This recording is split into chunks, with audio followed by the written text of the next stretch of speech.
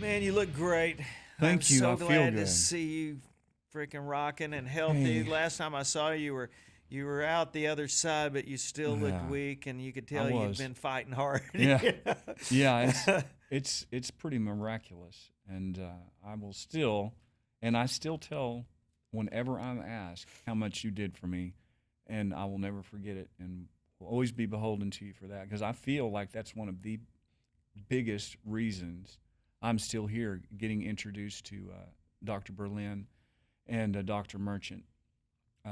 You getting involved with it was a Hey, big, who knows? I mean, we're friends, and making a phone well, call is not a big deal at all. But who I'll never knows forget. why those things happen? And You know, it's funny. I'm doing a lot of public speaking now to the medical profession because my case is so atypical that I'm still alive.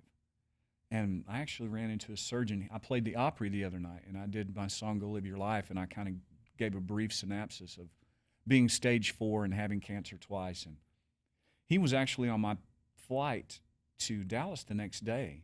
He was a surgeon from Jordan, and he was fascinated with how I'm still alive. And he said, typically, when our patients are stage 4, there's nothing we can do for them.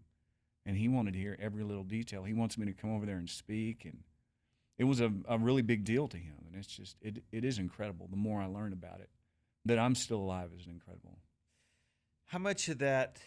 I mean, I firmly believe that, of course, your attitude through all that was Wow. really inspirational to me. I mean, I don't know if you remember me having the conversation with you about when you said, it's really rough and whatever, and you weren't going on about it, but I'm like, what does that mean? And you started telling me about how sore the inside of your mouth was Oh, and how even gosh. your clothes were hurting you Yeah. and all that. I mean, how much, though? And you were healthy when this happened to you. I mean, you've always Yeah. been in great shape. You look like you are now. I was when I was diagnosed, I was working out a lot, and I just, we had initially thought that some of my symptoms were from that, and of course, I was drinking way too many Miller Lights at the time and working out like a fiend, Yeah. and not sleeping and flying all over the place, and we thought that I'd spoken to a doctor friend of mine, and we thought that my symptoms were due to weightlifting, and it turns out I had a tumor the size of an orange in my large intestine. Yeah. So How much did your mental attitude, do you feel like, though, had to do with your healing process? I have to say it is extremely important. I had read, of course, when you start doing research on it, that is a big deal. And you know, to those that ask me, I thank God in the name of Jesus that I'm still here. And I know, God has made it painfully clear He's the reason I'm still here. But I was able to put my head down and not look up and move forward. And I was able, and I tell this to a lot of people that are in the fight. I imagined the day when I was through all of this. I imagined the day when the chemo treatments were done and I was better. And I focused on that instead of where I was at, instead of the needle in my chest and the sores in my mouth and the the tubes hanging out of my side, and I tried not to give them much credence, you know, and not pay much attention to them and just focus on the day when I was better. Mm-hmm. And that's what I did, and it worked. You know, I can't stress this enough that my case is not the normal way that this goes, and I hear it all the time. The people at Vanderbilt who handled my case have even told me, you know how many people of our patients that were diagnosed like you that are still here, and then they'll give the dramatic pause. They'll say, "One, you're it. Wow. I'm the only one." Wow. Yeah. So how does that make you feel? I mean, It makes me feel incredibly fortunate. And it makes me wonder why my life was spared and trying to figure out why my life was spared and make the most of every day and trying to figure out and trying to help people because it's tough and it's scary. mm-hmm. And I want to help. I mean, I feel like my life now actually means something. I'm doing something that matters. Mm-hmm. And I don't know if you've ever felt this way. I bet you have because you come from a hard-working background. Did you ever feel guilty that you got to play guitar and write songs for a living? Did you ever struggle with that? Every day. I did too. I still do. It bothered It's me. like, Yeah.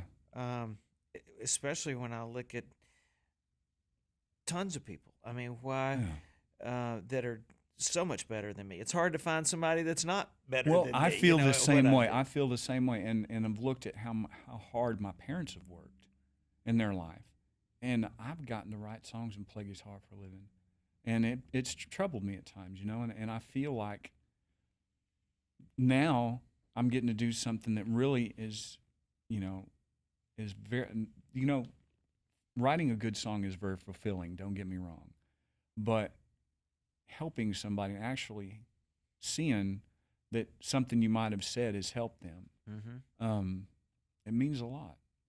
Give me an example of someone that you've talked to, or a moment that you've had where you went, okay, this is my chosen path.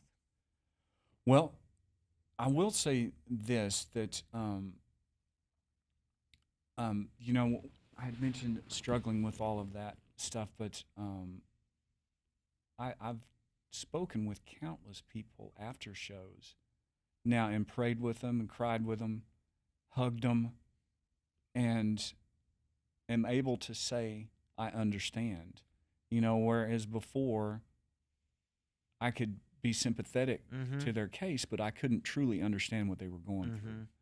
So I don't know about one specific case. I have had many people after hearing Go Live Your Life, that song, they have said that that's helped them make a decision they were struggling with. And I'm thinking, oh gosh, I hope it was the right decision. But mainly, I've met many, many people that are struggling with some form of cancer, and have really been able to speak with them and know that they know that I understand what they're going through, and hopefully offer them some sort of insight that has helped me. You've written a couple of songs about your journey. Yeah. Tell me about this one. Now, this is the title of your album, right? Yes, Live Your Life. Go Live Your Life. And it's very interesting how this song came about. I was with my oncologist, Dr. Berlin at Vanderbilt, and this is after the second time I'd been through cancer. And we were looking at my blood work, and he said, Wade, this is a big deal. You were stage 4, and now there's no evidence of cancer whatsoever. He said, you need to go live your life. And those were his words. And it hit me like a ton of bricks, because he was telling me, A, you were stage 4. This could come back at any time. Once it's spread that far, you run that risk. And B, you were stage 4, and it's a miracle you're still here. You need to go enjoy this. Go live your life. And so I told Bobby Pinson about this, and I said, we've got to write this song. And so we sat down and wrote it, and I started doing it at these things that I'm speaking at, the public speaking things, and which has been very, very difficult for me, but it's been really worth it and rewarding. But people really gravitated towards the song, and they got what I was trying to say, and wanting to know where they could get the song. So we recorded it, and that kind of led to, well, we've got to have an album, so I started going through my notebooks and found a bunch of songs that I didn't hate, and I wrote or co-wrote everything on this album but one of them, and that's where the album came from.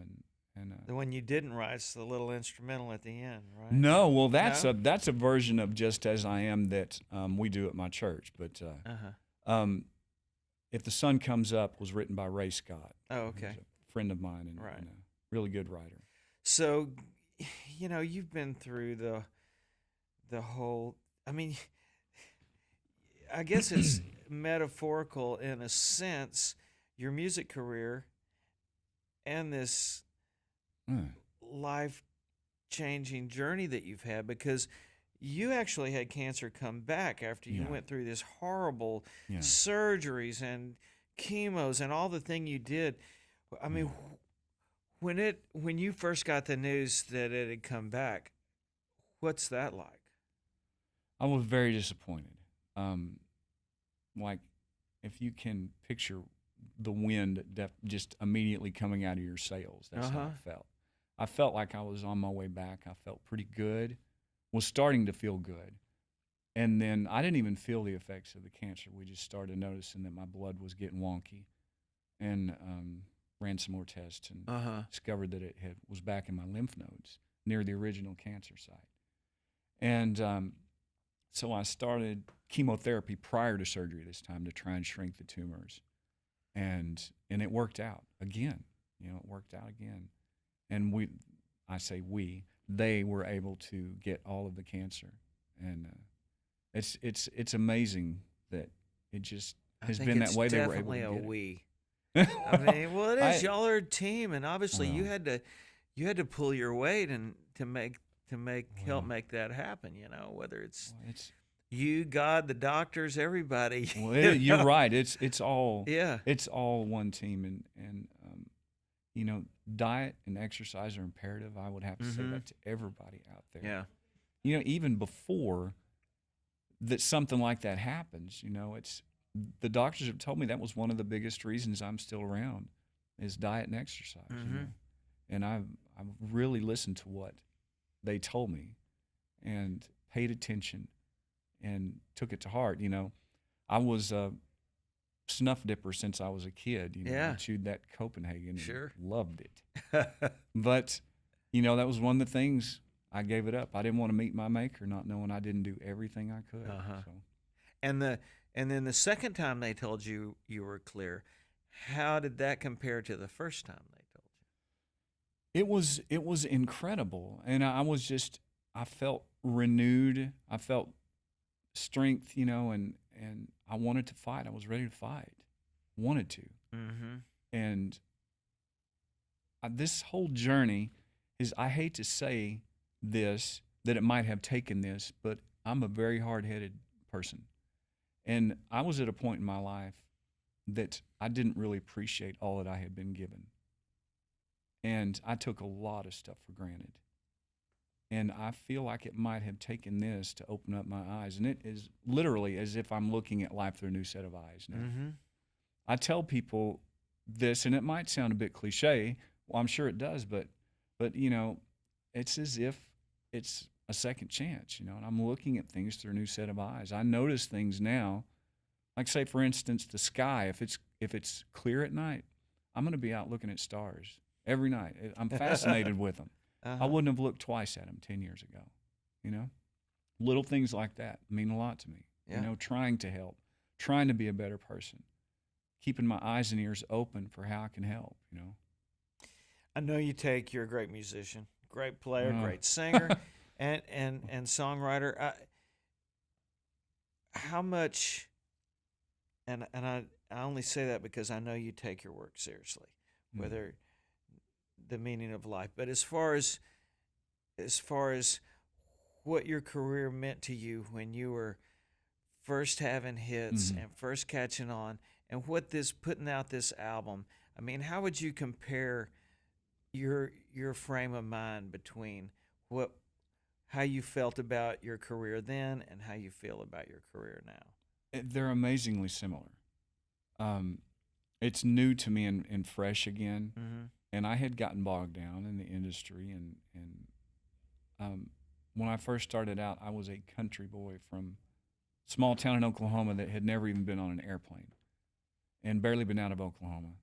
And all of a sudden, I'm flying all over the country and meeting my idols and on tour with Brooks and Dunn, and it was the best time of my entire life. And then, it turns into a job, and you're trying to figure out the new next thing, and it's very difficult, and you get bogged down. But now, um, I'm really into the music again, and I'm really interested in being a better songwriter.